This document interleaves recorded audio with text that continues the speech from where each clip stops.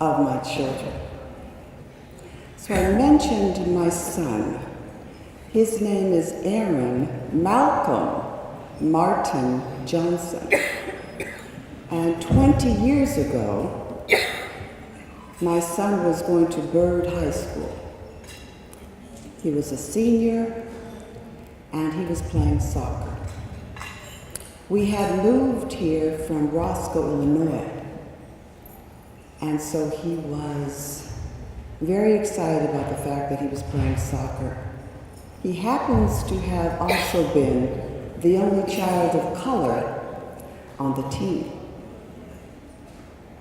He also has his mother's gift of gab. And he came home one evening and he was not sharing. He told his father and I that when the ball went out of bounds, that the children on the team said, "Midnight, go get the ball." He was hurt. Now again, his name is Aaron Malcolm Martin Johnson. Malcolm, by any means necessary. Martin, no violence. So when he shared with his father and I that this had happened, his father said, "Take him out, take him down." Because of course his father's philosophy had to do with Malcolm. Then he looked at his mother, and his mother went, "No, son, you will find a way." So it went on for a week at least, the fact that he continually came home and repeatedly said that there were children telling him to go get the ball midnight. Then he came home, and I could look on his face, and I could tell that something had happened to my baby. And his father said, "You good, son?" He said, "I'm good, Dad." His father said, "Did you take him down? Did you take him out?" He said, "Well, the ball went out of bounds. And when it did, they said, 'Midnight, go get the ball.'" And I said, "No, sunshine, you get it."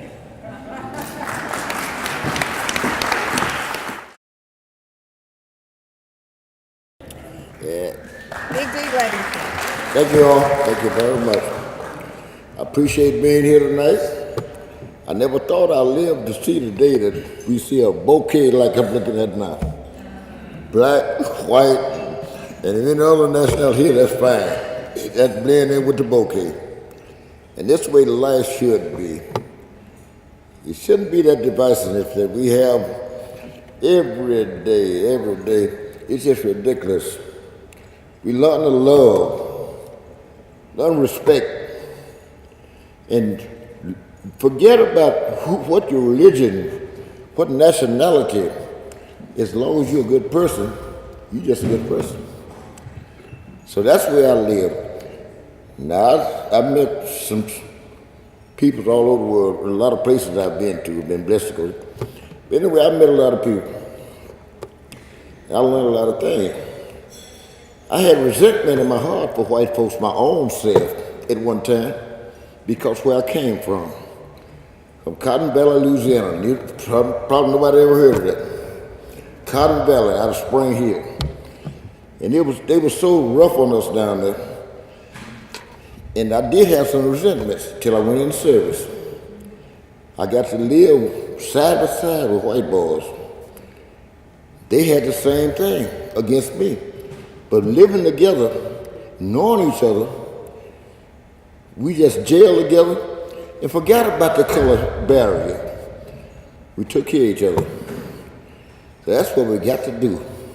We got to get up off of hatred. And even though not everybody in the room apparently on the same page, but carry it on to the next generation. Because it's not just I'm the oldest person in the house almost, I'm sure. A lady just told me she's a little bit older than me, but I couldn't believe it. But anyway, I'm about the old person's house. But anyway, the generation got to carry this on. And you train your children, and don't train your children to hate. Hatred is trained is not just born with, nobody's born with hatred. You're born with,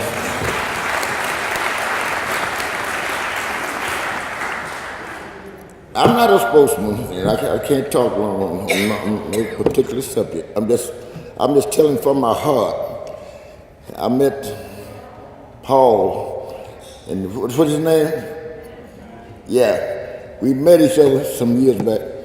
They play music and stuff, so I had them to let them play music. They little boys, and they didn't have no money. I wasn't making no money off them. Let them play. Now they grown men and they prosperous and they done well in life. And I appreciate that. And I appreciate all y'all for having me here. Thank you very much.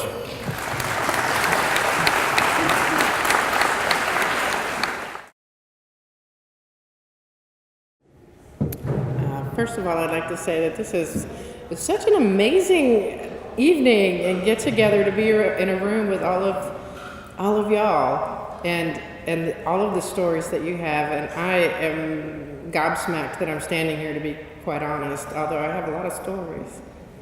But I think one of the things that we discussed at our table tonight was finding that point of commonality, finding that humanity one in another, even if we don't recognize it with our eyes, because of constructs that we've been imbued with from childhood, understandings, and the dehumanizing effects that some stories that we hear can have on the people that we see.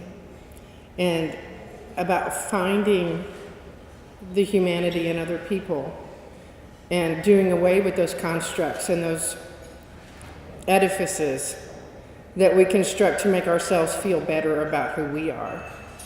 And I know that as I've been on this journey with the Confederate removal and going through the dialogue on race and gaining more than just an intellectual understanding of what racism has done in this country, and then owning my part in it and who I am because of the color of my skin and the cultural baggage that I was born into, and discerning what my responsibility is in that.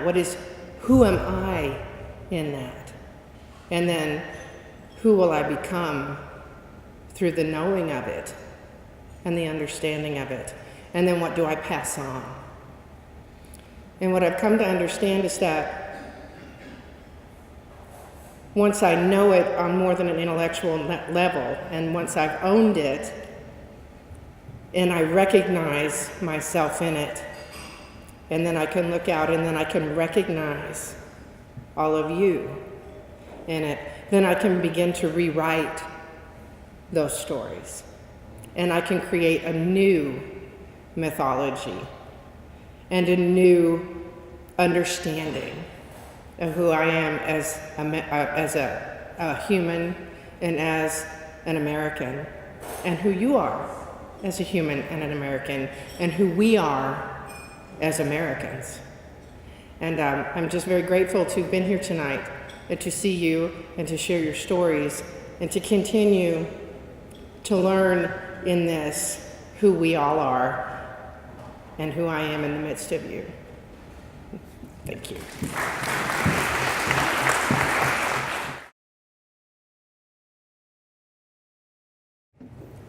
Good evening. I'm so thankful, one, as I was a member of the selection committee, I'm so thankful to see all of these wonderful faces here and all these wonderful people who have undoubtedly left an indelible mark upon this world and upon this region. I'm so happy that so many of you were able to make it, and you're so deserving. Those of you who may have not returned calls from time to time and not shown up when you said you would. We look so much at our mess ups that we sometimes miss just how important we are and just what we do. So thank you so much for all the sacrifices that you make. My getting up here is much like Miss Roxanne Johnson's. I was in the restroom. I came back and I didn't realize that I was going to be needed. So I'm going to get it together, but my reconciliation is a bit twofold, and I'm a pastor's daughter. I'm a pastor's granddaughter. I'm a pastor's great-granddaughter. That's my life. That's our lineage. And I'm a believer in God. I'm a Christian. I'm a Christian in America. I'm a Christian in a nation that was built by Christians who took that God and mistaught him, who took that God and misquoted him, who took the very God that I serve and used him, misused him to inflict fear and oppression upon my ancestors.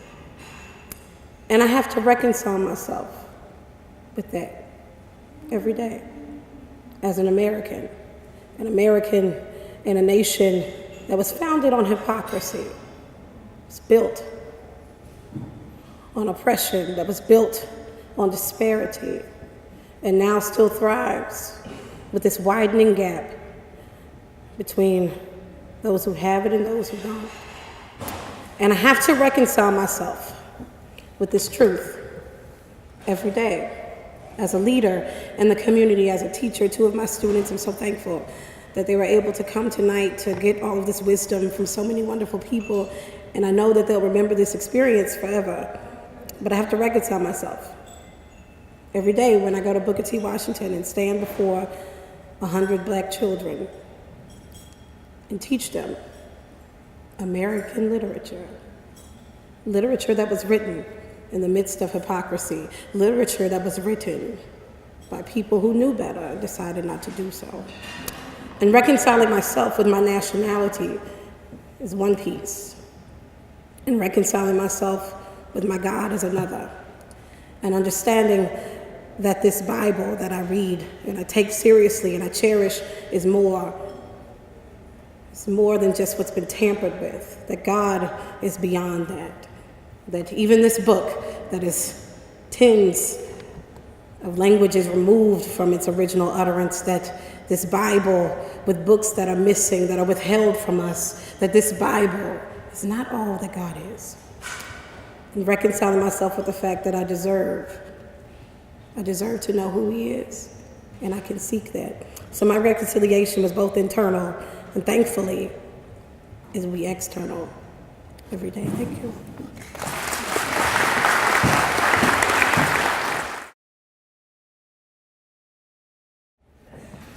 Good evening. My name is Isaac Palmer.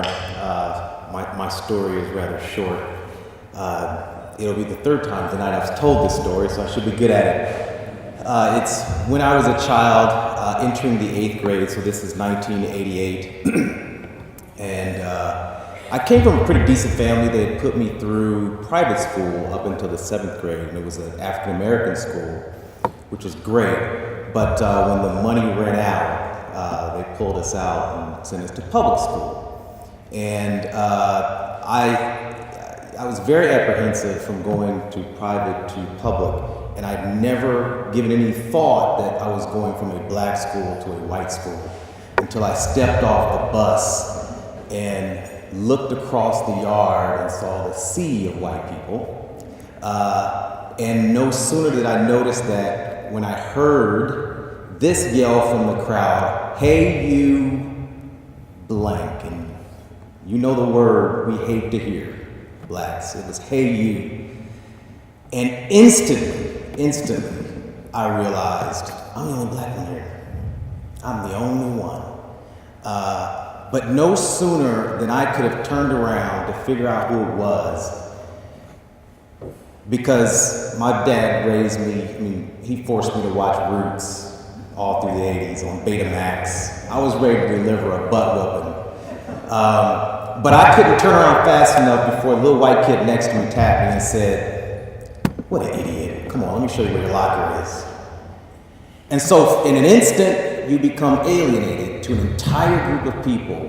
And in the next instant, that one person is able to reconcile that in an equal amount of time. And so that taught me that we're all different.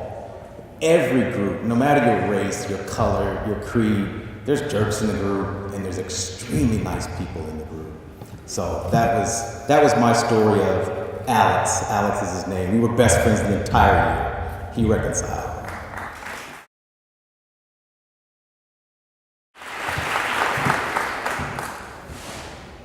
My name is Thomas, and so one thing to know about me to hear my story is that I'm adopted. I was adopted at birth. I never went through foster care. My mother made the decision while she was pregnant with me. Before this, my mother had a child. Her name is Susanna. She's several years older than I am.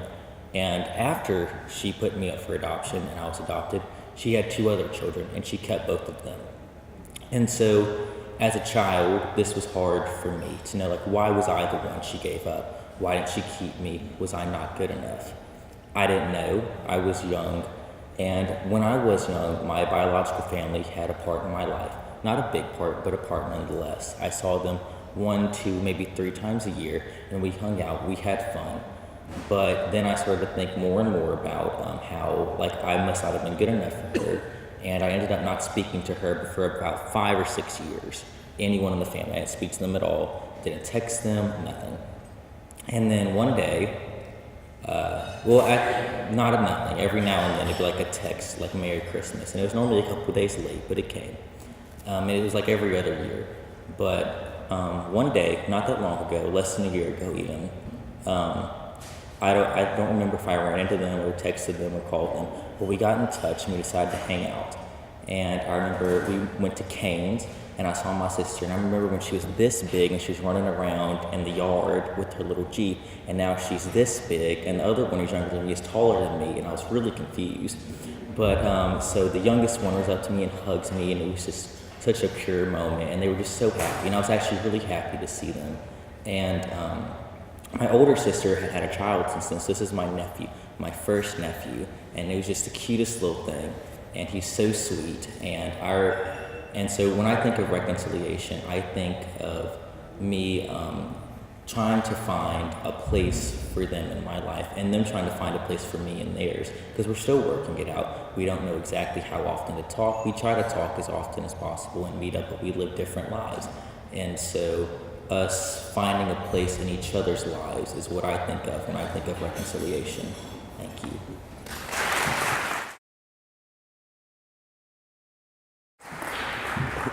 Good evening, family. My name is Curtis Davis. I was asked by my table to come up and share a story that we talked about at the table. But before I do, I want to thank the committee for selecting me. I want to thank whoever nominated me to be a part of something as special as this, because this is actually an amazing opportunity.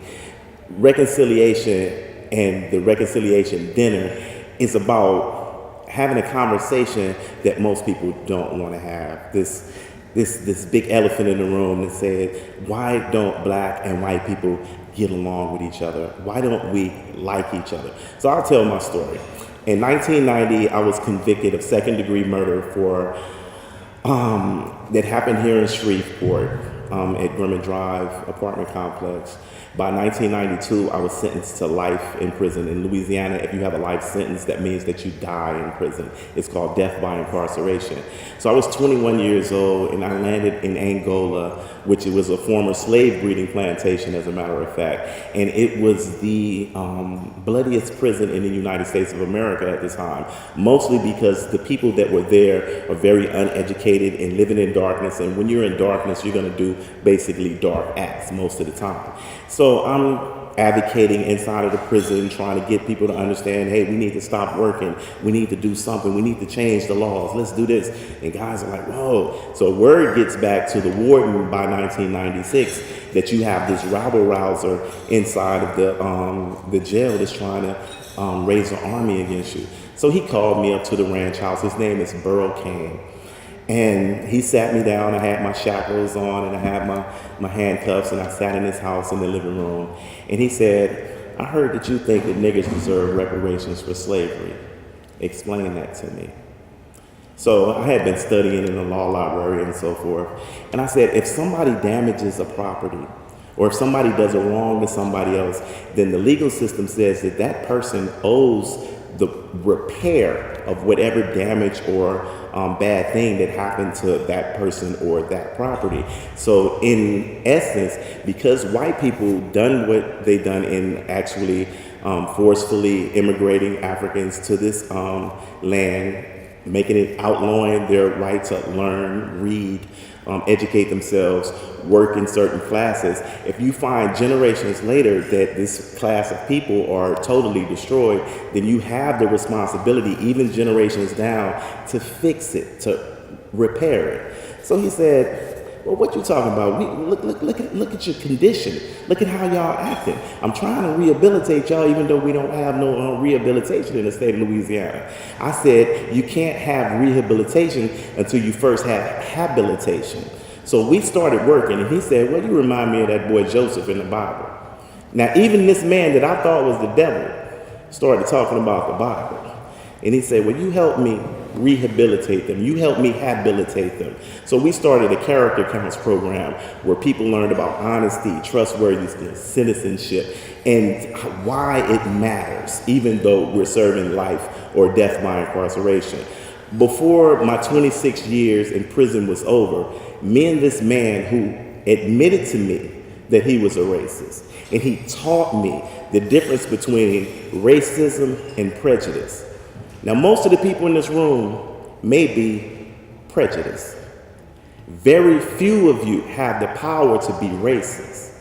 Racism is systemic, it's systematic, it's how your laws are developed, it's why we work to change policies, because racism underfunds schools. Racism makes sure you don't have a black hospital anywhere in the United States of America. Racism is what makes you be able to put $30 billion behind a hip-hop industry that promotes codeine usage and different drugs and being the most degenerate people in society. So this is why we work, and this is what I reconcile myself with through a white man who admitted to me that he is a racist, but he understood my plight to help my brothers. So thank you for having me out here tonight. I love you guys. Peace.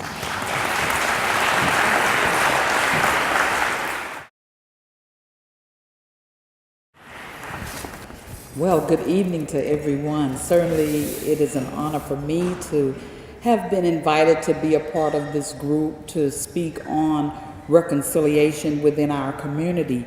My name is Najiri Kamara, and I am a lifelong resident of our community, and as a lifelong resident of this city, I've received all of my formal education within our community, and so I'm rooted in all of the things that is in our community that is good, all that it has to offer, all of the good that is being done, such as this dinner on tonight. And until such, I refuse to accept the negative perception that seems to prevail over what I believe could be a utopian society where everyone can benefit and grow. At our table, we had some wonderful stories of coming from a background of privilege, a child of a diplomat at the State Department, and other coming from a privileged background and attending Tuskegee Institute. So I was wondering about my own experience in my community and what is it that I could share about reconciliation. And I'd just like to share where I am mentally, emotionally, psychologically with regard to our community. A wise woman and good friend of mine named Beth Foster, she hails the mantra that Shreveport is a city of roses filled with beautiful bouquets that only can be enjoyed if we take time to dig through the thorns. As a participant in this conversation and dinner tonight, I believe that what we're trying to do is reconcile for our community what it is that we hope to see as the future direction for our city. Certainly, and I'm sure that there are many of you who believe that things can be better in terms of race relations and whether or not we get along between the colors. I would desire that we would stop the finger pointing and that we would cease that, because I'm of the mind that over the last several numbers of years, all of the in our leadership, we've had opportunities for African Americans to be at the helm of our school board as superintendent, or even elected members of the school board in leadership. members of the city council, African Americans in leadership, as well as our past mayors. Even at the parish commission, we have African Americans who are at the helm and even in leadership there. So where there are problems, where there are challenges or obstacles, where it continues to appear that the African Americans in this community are not prospering to the degree that we can, I would like it to be known that I'm of the opinion that we as African Americans, we need to look in the mirror. We need to look at what it is that we're doing that is not beneficial for the majority. What is it that we're doing, that we're engaging in, what plans, what groups that we're a part of that is promoting separatism in our community. I believe that I've worked across racial lines and I've worked across political lines, and I've come to the consensus on issues that matters, that impact as a whole. But myself, I'm able to see that we can make a difference in our community if we look at the issues that are relevant to all of us and not the color of our skin. So as I come to say that I choose to reconcile our community by focusing on what is wrong and not what color we are. Thank you.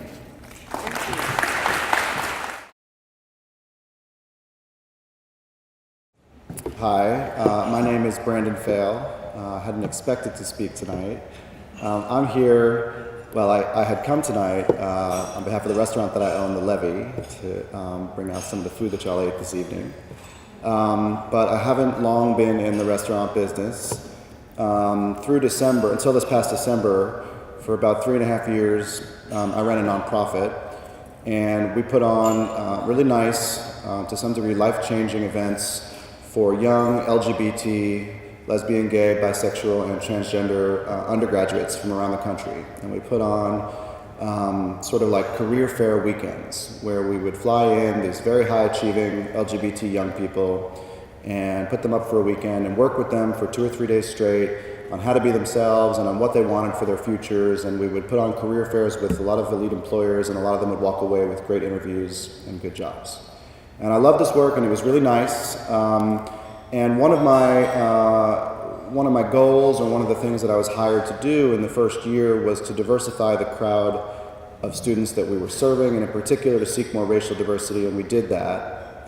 And I was proud that we had done that, and I felt really satisfied, and I thought that that was going to be reflected in a lot of positivity from the students, who themselves had called for it. Students these days are really keenly aware, I think, of the sort of, of the pressing need to have diversity when you're in a large group of people, and they're uncomfortable, I think probably appropriately, right, in a sort of a homogenous or in an all-white group. But the feedback wasn't as positive as I'd expected, and that was humbling, because I thought things had gone so well.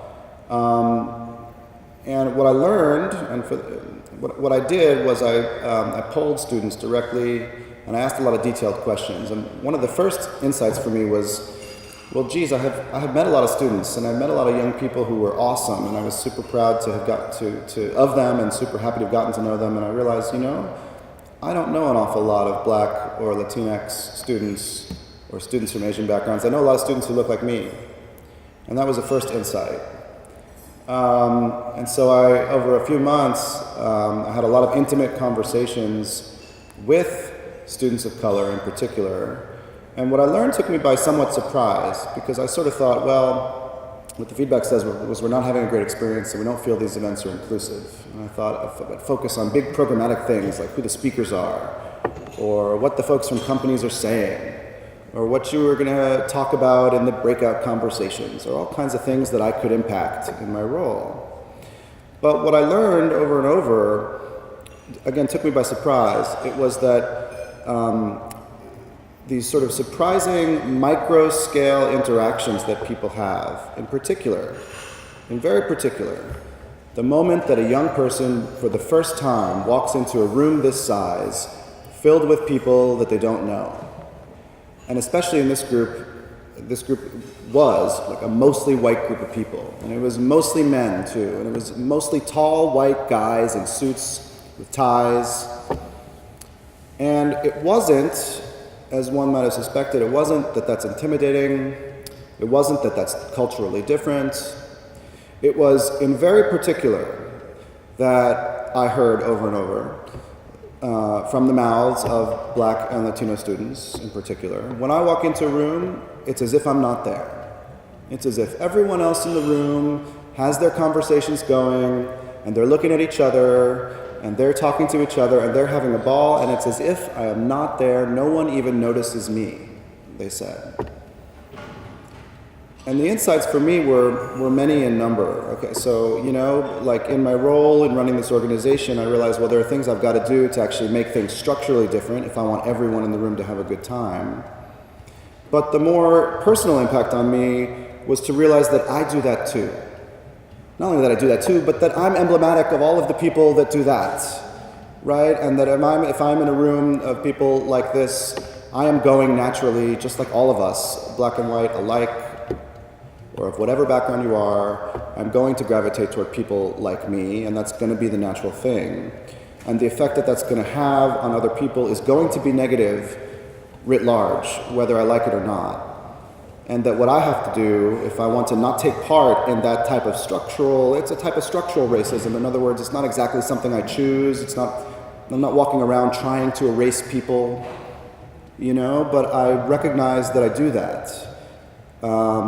And I realize that I have to try hard not to do that. And that if I'm in a room with this many people, I will admit this, it's not natural. It doesn't feel natural, but I know that I must spend time and spend actual attention seeking out people who don't look or talk or sound or work like me, for the reason that I don't want to be a part of that structure anymore, and I'm interested in all of you, and I want to get to know you as people. So for me, reconciliation is personal. And if, like me, you find this a little bit new and are looking for a way to reconcile or a way to participate, I encourage you to think at the micro scale and think at the level of when you are in a room, who do you interact with, and to pay attention to that because it's something you can change. Thanks.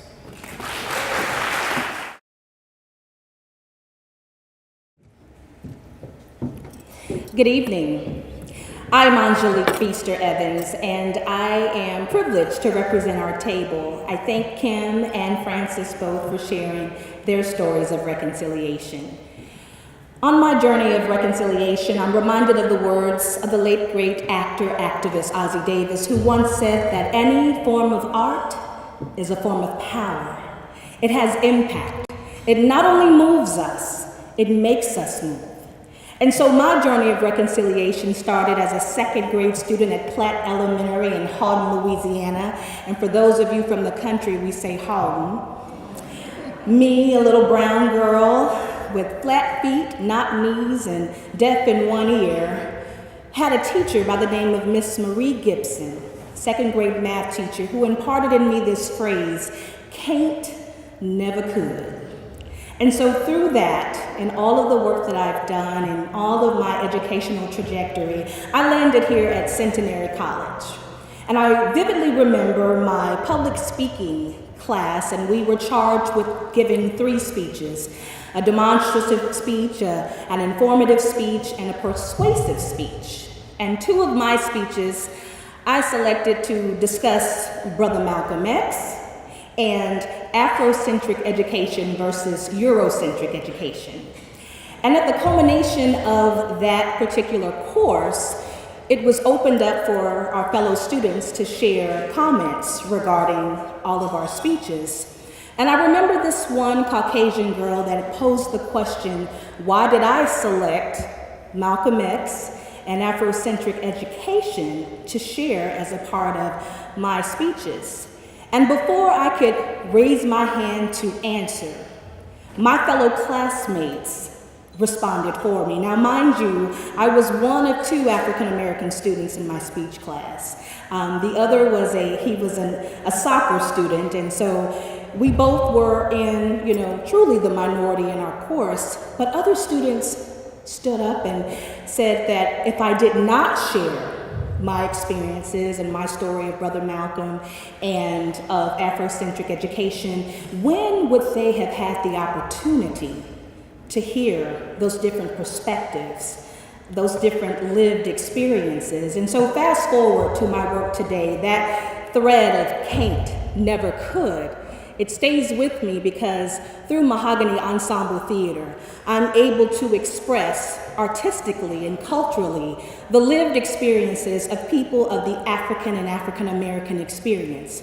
But when we think about reconciliation and when we think about our commonality, because we seek to explore the common ground of humanity, we all, no matter black or white, we have joys, we have pains, we have heartbreak, we have love. We all have those shared experiences. So can't, never could continues to be a part of my process of reconciling not only my culture, my heritage, but also finding those commonalities, those threads that weave us all together so that we can continue to move beyond racial boundaries, racial barriers, and find ways to unite, to bridge gaps, and to always remember that can't, never could. And so I charge each of us here tonight, in the words of Audre Lorde, when I dare to be powerful, to use my strength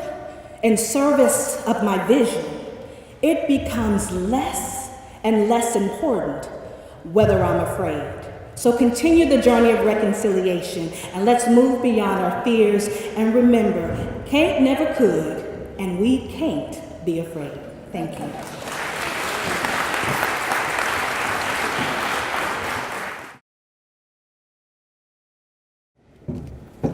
Good evening. My name is Dorothy Wiley, and we had really good discussions of storytelling at our table. But some kind of way they, I was kind of pushed to come up here. Well, anyway, I was born in, I know, to you too. I was born in St. Louis, Missouri, and my family moved to Shreveport in 1963, and I was third grade. But when we lived in St. Louis, Missouri, we already had an integrated system there, an integrated school system. We lived in a community where there were Asians, blacks, and white. The Asian lady was our babysitter. The Caucasian couple was our Bible study person, and we just go to each other's house. So it's not that I did not recognize race. Yes, I knew color, but I did know racism until I moved to Shreveport. And I was third grade. And of course, I had an older sister who was seventh grade, and she had a culture shock when she came here because she was looking for the white people. And my mother went to the school because then we were in all black schools when we came here. So my mom went to the school to let them know how we grew up in this community, already diverse. And as we, moved into Eden Gardens, that's where we lived. As a matter of fact, our house was, I could really, as we say, hop the fence and go to school. And when we came out on the tennis court, of course, Mom would be out there hanging up our panties and everything on the line. And I'm like, whoa, Mom, you can't be out there doing laundry while we're on the tennis court. Everybody sees our clothes. But that's just the way it was. And growing up in Eden Gardens was really cool. I had a little brother, and he and his friend would ride their bicycles because we stayed right next to Spring Lake. But I remember his name was Dartois, and he would tell them to get back to your own side of the track. And that's why I start hearing all these words, stay on your side of the track. You couldn't be allowed in another neighborhood after a certain hour, and so on and so on. And then after that, we were bused our school closed down and we were bused over to Captain Shreve High School, and that's where I graduated. And going over there, woo, it was really different. But you know what? That's because they didn't, or we didn't really understand actually what was going on. We knew we were leaving a place of comfort going somewhere else, and we didn't like passing. They had cotton fields on 70th Street. There were still cotton fields on 70th Street that we had to be on the bus and look over there and see. But you know what? After a while, we got past that. But I can admit that I was biased in my decision regarding race. You know, because then they would say, all y'all look alike. No, we all don't look alike. You know, but like I say, a lot of this came up. But most of us, when we are asked if we are racist, we try to determine if we have done anything overtly negative that we know of. However, what we should be asking ourselves, if we have been nice or kind or compassionate or helpful to those that are different than we are, than those who are similar to us. But I believe that admitting that one is racist is the key factor to being helped, just like anything else.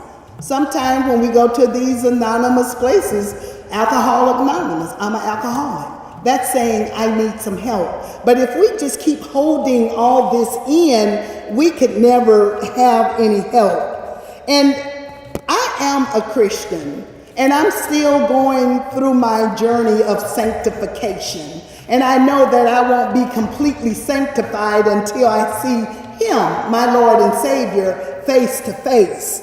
But God designed His people so that we need everyone in order to fully understand who He is, because He knows the thoughts and the plans that He has for us. The thing that I want to say about racial reconciliation is it is the restoration of peace and harmony, friendship and unity to racial relationships that had previously been littered with tension, conflict, misunderstanding, and frustration. We must step up for the sake of justice and reconciliation, and we must do this in practical ways that we care about these issues that are so deeply rooted in the scripture.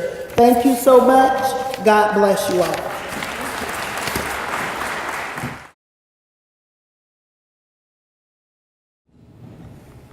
Good evening. First, I want to thank the selection committee for selecting me to be one of the recipients of this year's reconciliation awards. I'm not going to give you a lot of lecture. I think I've learned a whole lot tonight from the previous speakers. I think they've been fantastic. And I have the dubious distinction of being selected from my table to stand here to talk about a situation of reconciliation. I went to see Byrd High School, and my first going to Byrd, I think we only had maybe about 30, 40 African-American students in the school out of about 2,000. And I attended school with Reverend E. Edward Jones's kids. We had gone to an all-black elementary school together, and then we came to Byrd. But I vividly recall some challenges at Byrd. Of course, I would never forget the day that George Dartars came on campus and he brought all the police officers of the city of Shreveport, and they circled the campus and wouldn't let any of us out of the school. But I had this one teacher at Byrd, and he was my math teacher, and I always loved mathematics, but it was nothing I could ever do to earn an A in this guy's class. And I would always make the highest score in the class on all the tests, and I tell you, I didn't really like him. And he was probably as far right as he could be, and I was far left of center. So we didn't really see eye to eye on a lot of issues, only to find out when I graduated with my math degree. Yes, he motivated me to go and get a math degree. I wound up working with him in the engineering department at Bell South. And we worked on the same engineering team, and I don't think he really liked the fact that here I am working with one of my students, but I guess we tolerated each other. And then it was later in life that I finally got to sit down with him and have some serious conversations with him when he became elected to the Caddo Parish School Board. And one of the things that I'm happy that I did, he just passed away this year. And I'm very happy that last year I paid a tribute to him on Facebook.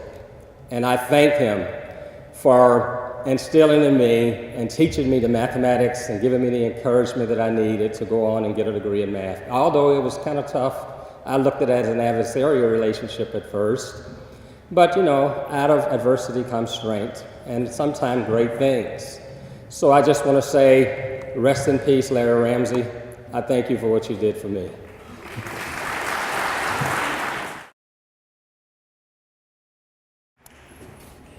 Okay, my name is Cookie Coleman, and I grew up in Stoner Hill, and I moved away after college, and I came back 15 years ago, actively involved in the neighborhood, and I'm passionate about community gardening. And three words that I love right now is we grow together. And what that is about is we grow together with gardening and nutrition and understanding each other about what we need to do to be healthier. And my reconciliation is that part of Stoner Hill coming back, giving back, was the fact that we were, with the city of Shreveport, we have a garden at a location near Magnet High. There was a house there that the city wanted to renovate for nutrition education programs that we were doing with the SPAR location. And it was a wonderful thought, a wonderful idea. When it first started, it was kind of challenging because we had to go before the MPC, and went before the MPC, and the neighbors came before the MPC and said they don't know what's going on, which I've been going door to door telling everybody that we're doing this, community gardening, nutrition education program project for our community, to bring our community together to talk about health in a community health hub. So we were there, and they said their thing, and all of a sudden it was passed that we could do it. So it kept moving forward, and little conflicts from people saying they're not aware. And one day, once the facility was finished, the neighbor came up and said, I cannot believe we raised all that hell about this facility, and it's really, really nice.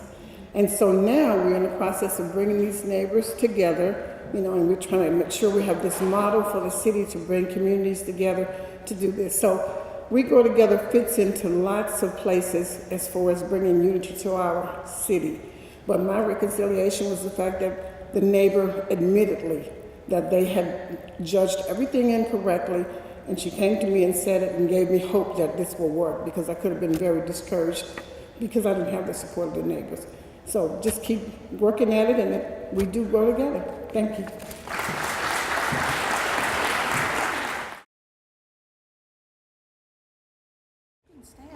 No, I think I can make it. Okay, all right, we're good. Just set this down. Good afternoon. I said, after sitting here listening to all these wonderful people, I said to myself, what can I say that hadn't already been said? It was wonderful. It was great. So, I'm not going to have much to say because I feel real honored to be among you all tonight. One of the problems we have,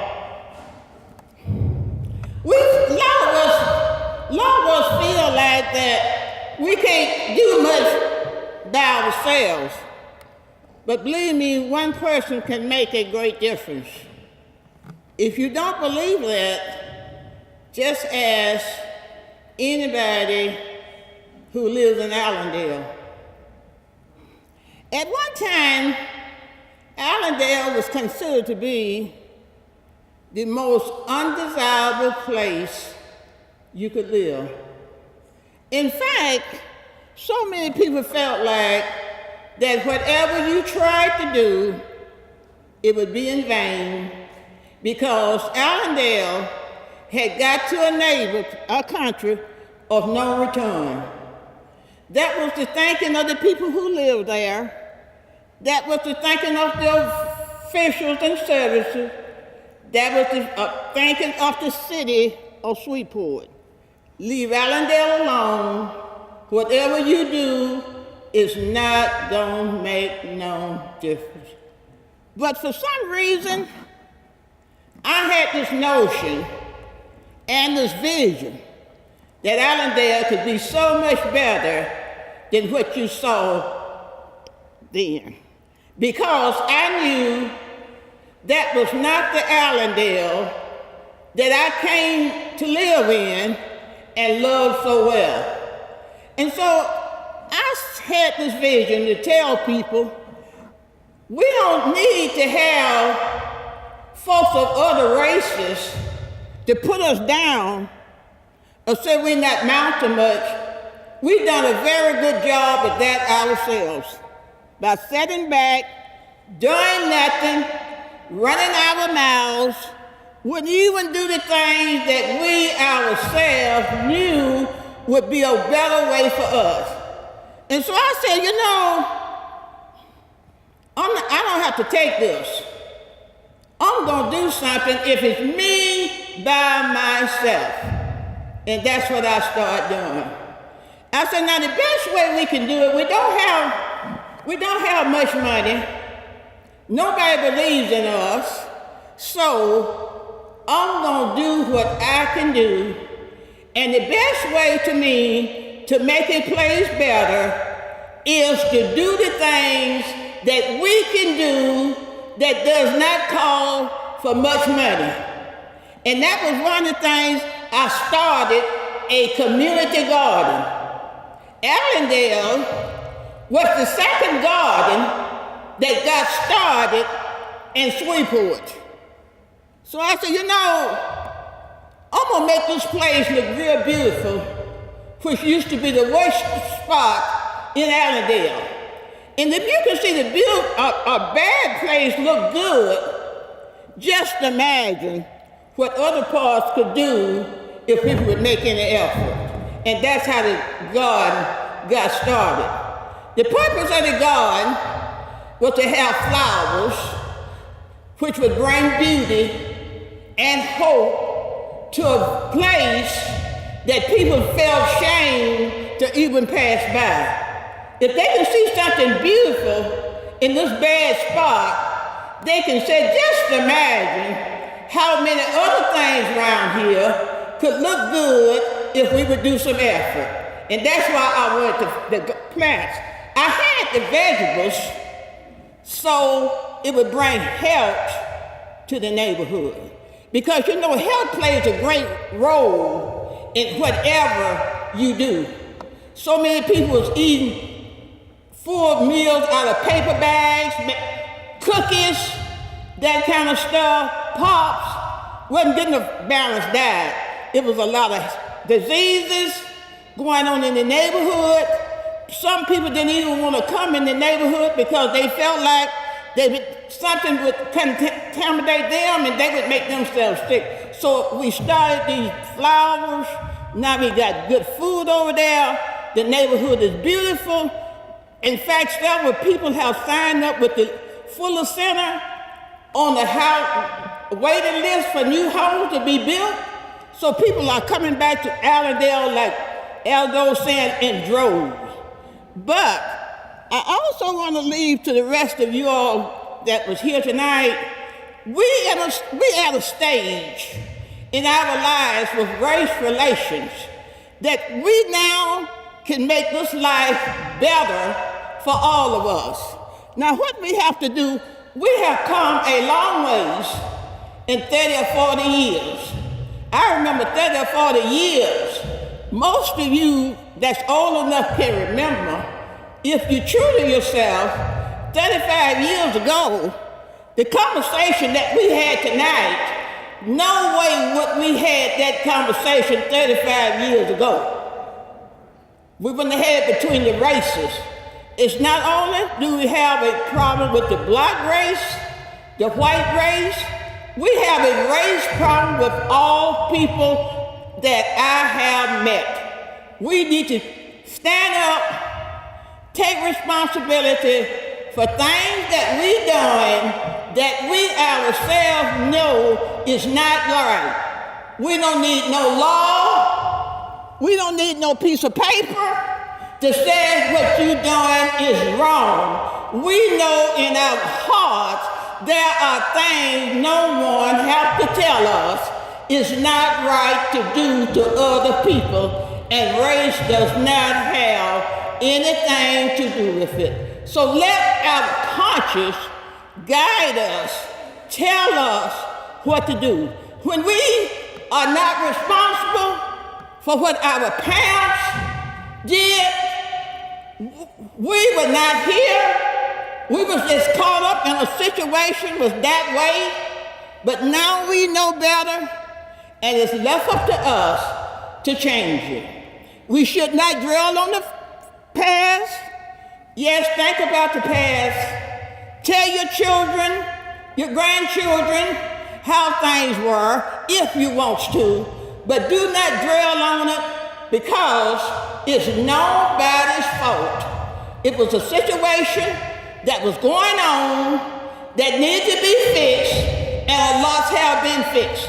And like I said, we have done well, but it's still a long way to go, and let us continue to do the things that we know that will be good for all of us. And nobody, please do not think that one person has the advantage over another, because whatever affects one person, if you don't fix it, it's going to end up being a problem for us all. Thank you, and may God help us continue to struggle. Thank you. Okay, I'm going to need some help. Okay, you want that? This way. What you want? This way, not me. Let's roll. Not that fast. Not that fast.